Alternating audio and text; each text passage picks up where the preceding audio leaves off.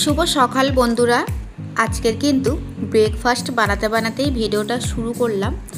এখন বাজে 9:30 পৌনে 10টা এইরকম টাইম। তো এখন থেকে ভিডিওটা স্টার্ট করলাম। অফিস থেকে বাড়িতে ফিরেই কিন্তু ব্রেকফাস্ট বানাচ্ছি, তার জন্য কিন্তু ক্যামেরাটা এখন থেকেই অন করে নিলাম। আজকের ব্রেকফাস্টে বানাচ্ছি হচ্ছে ডিম টোস্ট। তো ফার্স্টেই আগে আমি হাজব্যান্ডকে দিয়ে দেবো খেতে, তারপরে কিন্তু বাকিদের দিয়ে দেবো, কারণ উনি তো খেয়ে আবার বেরোবে। এই ডিম টোস্টটা সস দিয়ে খেতে কিন্তু ভীষণই ভালো লাগে, সস আর কাসুন্দি। মেয়ে আর ছেলে তো ভীষণই ভালোবাসে, তবে হাজব্যান্ড খুব একটা পছন্দ করে না, যেহেতু অনেক তেল দিয়ে বানানো হয়। তো এটা কিন্তু শর্টকাট হলো। আর আজকে অফিস থেকে লেট করে বাড়ি ফিরেছিলাম, কিছু কাজ ছিল, যে কারণে এটা শর্টকাট বলে কিন্তু ডিম টোস্টটা আজকের বানিয়ে নিয়েছি। ডিম টোস্টটা ভীষণই টেস্টফুল, বাচ্চাদের জন্য খুবই ভালো। যদি বাচ্চারা টিফিন খেতে খুব পছন্দ খুব একটা না করে, তাহলে কিন্তু এই ধরনের টিফিন কিন্তু দিলে ওরা চটপট ফিনিশ করে নেবে। তো যাই হোক, ব্রেকফাস্ট হওয়ার পরে কিন্তু রুমে চলে আসলাম, কাজকর্মগুলো শুরু করলাম।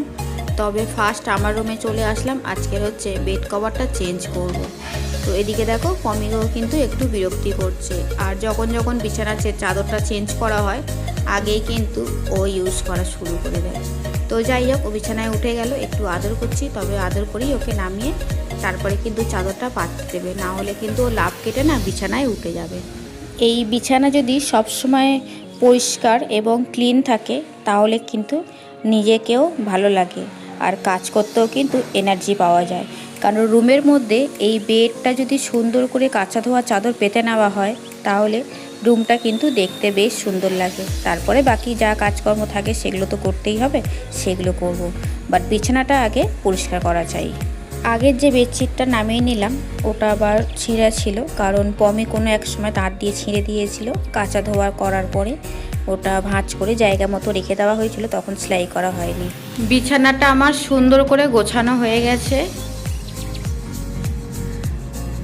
আজকের হচ্ছে এই বেড কভারটা পাতলাম, আগেরটা তুলে নিলাম, আর এটা একটা কাঁচা ধোয়া বেড কভার পেতে নিলাম। এই যে নিচে শুয়ে আছে, ও ভাবছে কখন ওপরে উঠবে। বেশ কয়েকটা চাদর আমার ছিঁড়ে দিয়েছে বিছানার।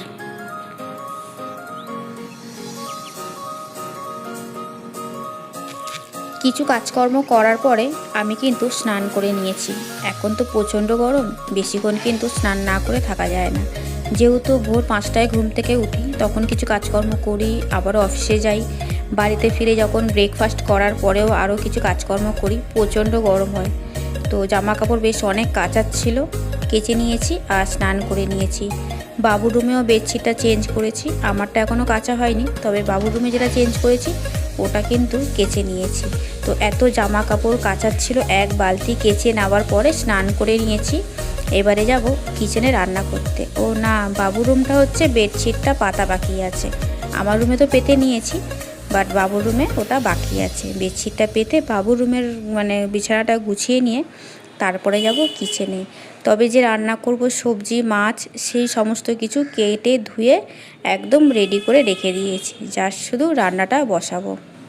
এবারে চলে আসলাম বাবুর বেডে বেডশিটটা পাতার জন্যে। যেটা তুলে নিয়েছিলাম সেটা তো কেচে মেলে দিয়েছি, আর একটা কাঁচা ধোয়া বার করে নিলাম বেডশিট। সেটা কিন্তু বেশ সুন্দর করে টান টান করে পেতে নেব, রুমটা বেশ গুছিয়ে নেব, দেখতে ভালো লাগবে।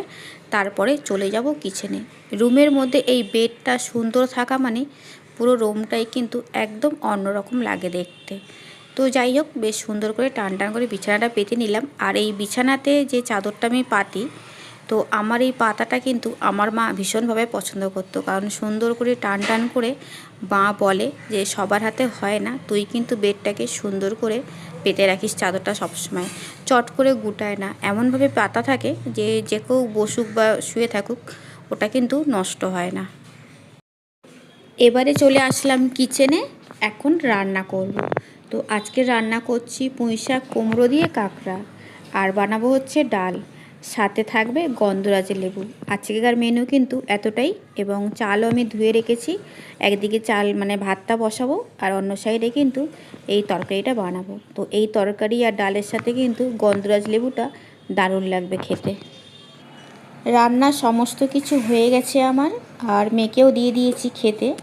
তো যাই হোক, আজকের মেনু এতটুকুনি। পুরো তরকারিটা নিয়েই বসে পড়েছি আর তোমাদেরকেও দেখিয়ে দিলাম।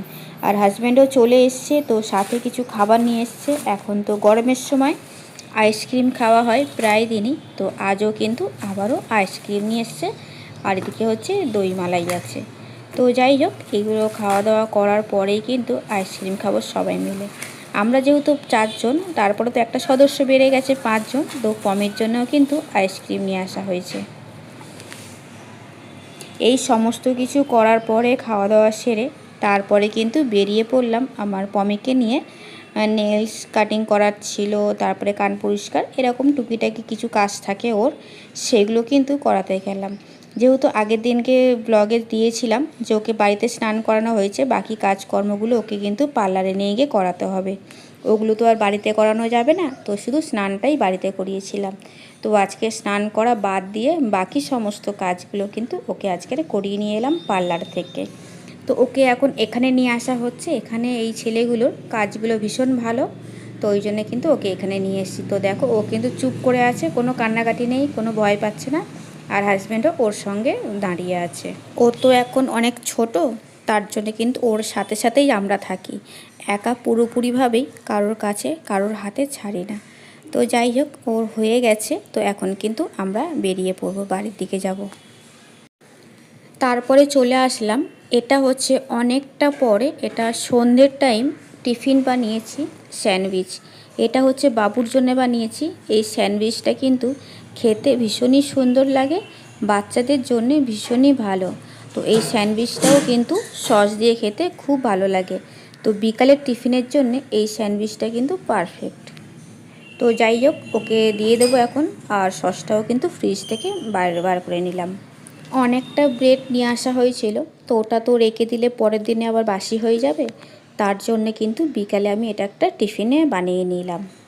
এরই সাথে সবাইকে জানাই অসংখ্য ধন্যবাদ এতক্ষণ আমার সাথে থাকার জন্যে। আমার ভিডিও যদি তোমাদের একটু কোথাও ভালো লেগে থাকে, তাহলে কিন্তু ভিডিওটাতে একটা লাইক, চ্যানেলটাকে সাবস্ক্রাইব করে পাশে থাকা নোটিফিকেশানটাও অন করে রাখতে পারো, যাতে আমি আমার ভিডিও ছাড়ার সাথে সাথে তোমাদের কাছে গিয়ে পৌঁছায়। তোমরা তোমাদের টাইম, তোমাদের সুবিধা মতো আমার ভিডিও দেখে নিতে পারো। তো এবার চলে আসলাম, হাজব্যান্ড এসছে আর কিছু বাজার ছিল আনার, তো সেগুলো নিয়ে এসছে। আটা ময়দা ওগুলো ঢালা হয়ে গেছে, তবে 2 প্যাকেট তেল যেটা আছে সেটাই এখন ঢেলে নেব। বাজার আনার সাথে সাথে আমি কিন্তু সেটা গুছিয়ে রেখে দিই, পরে করব বা পরে করছি এরকমটা মাথার মধ্যে একদমই রাখি না। মনে করি সমস্ত কাজ গুছিয়ে নিয়ে বসে থাকাটাই বেশি ভালো। তো বাজার নিয়ে আসার সাথে সাথে হাজব্যান্ডকে কিছু টিফিনে দিয়ে দিলাম খেতে, উনি খাচ্ছে, আর আমিও কিন্তু আমার কাজটা গুছিয়ে করে নিচ্ছি। ফার্স্ট আমি যখন আটা ময়দা ঢেলেছিলাম একটু সাইডে পড়েছিল, তো আমি কিন্তু ওটা আবার ভালো করে মুছে নিলাম। তোমরা তো দেখতেই পেলে। মুছে নেওয়ার পরে কিন্তু আবার তেলগুলো ঢালছি, কারণ তেল যদি বাই চান্স একটু নিচে পড়ে যায় তাও কিন্তু ওটা তুলে নেওয়া যাবে, যে কারণে আমি পুরো ভালো করে পরিষ্কার করে মুছে তারপরেই তেলটা ঢালছি। আর এই বোতলে তেল ঢালাটা আমার সবসময় অভ্যাস হয়ে আছে, কখনো এখনও পর্যন্ত পড়েনি। তাও চেষ্টা করি সাবধানে ঢালার, এবং যে জায়গাটায় মানে কন্টেনারটা বসিয়ে যে তেলটা ঢালবো সেই জায়গাটা কিন্তু পরিষ্কার রাখার। আজকের সকাল থেকে রাত পর্যন্ত ভিডিও তোমাদের সাথে শেয়ার করলাম, কি করলাম না করলাম। কেমন লাগলো কমেন্টের মাধ্যমে কিন্তু অবশ্যই জানিও। এখনকার মতো ভিডিওটা আমি এখানেই এন্ড করছি, পরের ভিডিওতে আবারও দেখা হচ্ছে। সবাই ভালো থেকো, সুস্থ থেকো, টাটা, বাই বাই।